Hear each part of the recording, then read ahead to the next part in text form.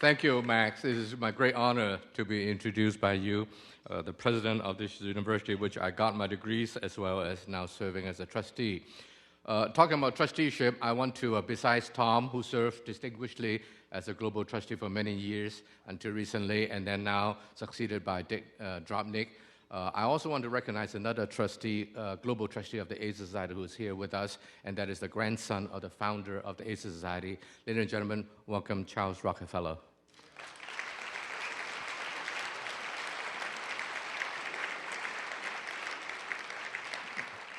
Charles' father, the son of our founder, John D. Rockefeller III, that is Senator J. Rockefeller, Charles' father, was served with us as trustees of this organization until health really make it impossible, and we're delighted that Charles has been with us.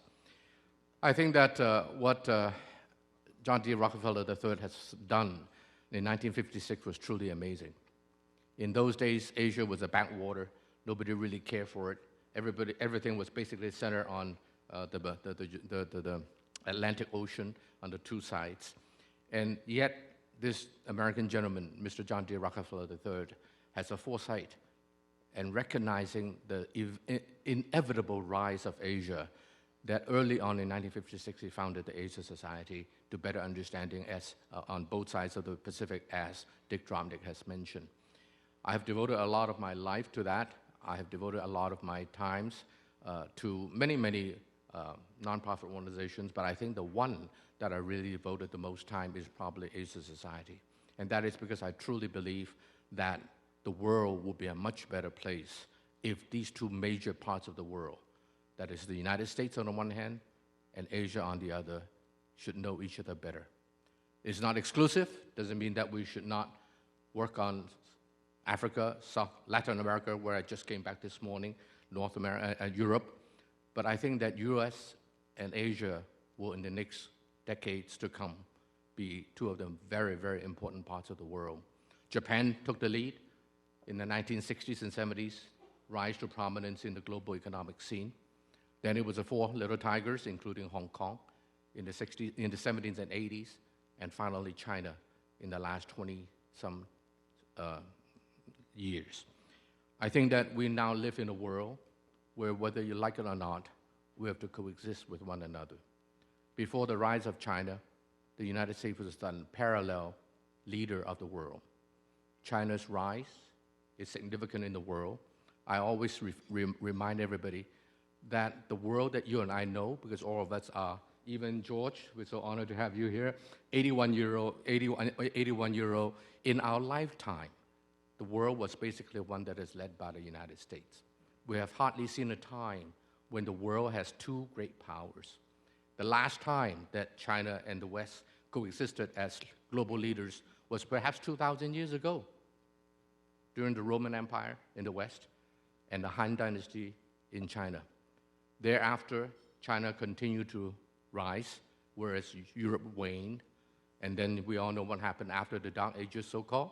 With the Renaissance, the West began to rise, and the East, in particular China, began to wane.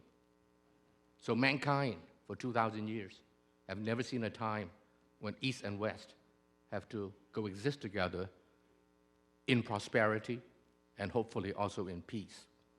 And so the organization that Charles' grandfather founded is perhaps more necessary today than ever, and that is the Asia Society. I agree with Tom wholeheartedly. We should build bridges, not walls. And Asia Society certainly has been doing its part to build understanding across the Pacific. Of course, it's not just China, it's also Japan, Korea, Southeast Asia, even Australia, and then India, the subcontinent. But I think that our work will be more important today and tomorrow than it ever was. And this is why I'm also very honored. I was telling Max Nikias just now, my president, that the two organizations that I have been serving longest on the board, besides my own company, was Asia Society and USC. These days, if you are an institution of whatever sort, if you do not have an Asia strategy, you're probably nobody. You're probably missing something. And I'm so happy to tell you that tell you something that you probably don't know about USC.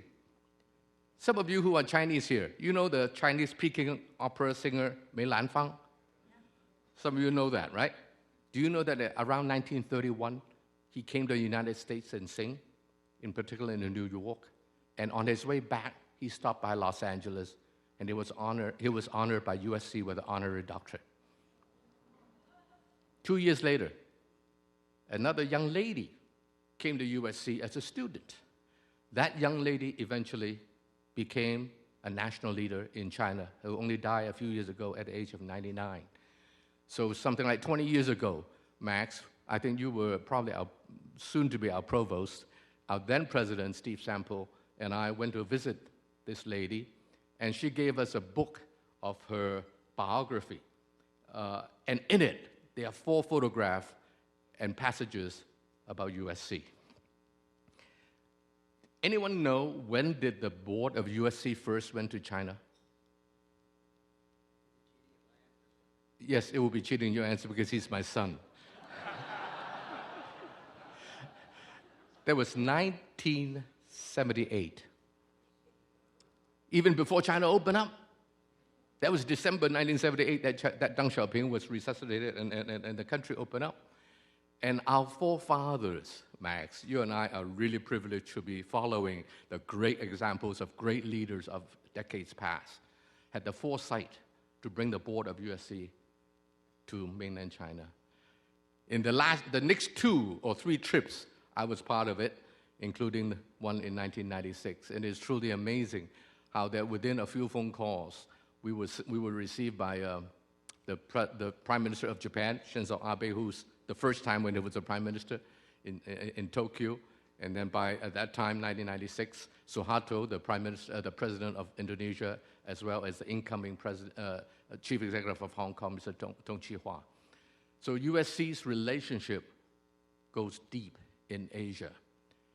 And that is not just something to boast about, although I love to boast about it, but it is really to show that we need institutions such as Asia Society, such as USC, and such as many others that would devote themselves to better a relationship across the Pacific that will leave the world for ourselves and for our children a better place to live in.